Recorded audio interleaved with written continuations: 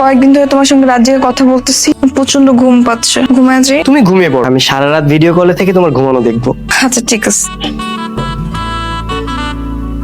কত সুন্দর লাগছে। ঘুমানো অবস্থাও মনে হচ্ছে যে একটা পরীর বাচ্চা।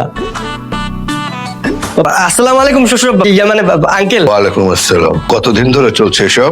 1 মাস ধরে চলছে। তোমার বাবা মাকে নিয়ে আগামী শুক্রবার আমার বাসায় আসবে। কি বলছেন সত্যি? বিয়ে হয়ে যাবে এখন। তুমি নাচতেছো কেন?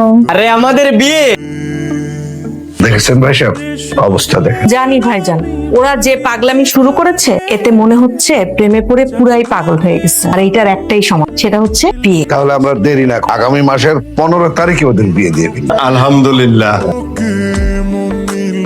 রিয়াদ বিয়ের পর থেকে আমাদের কোনো পাত্তাই দিচ্ছে না রে। কল দে তো তুই রিয়াদকে।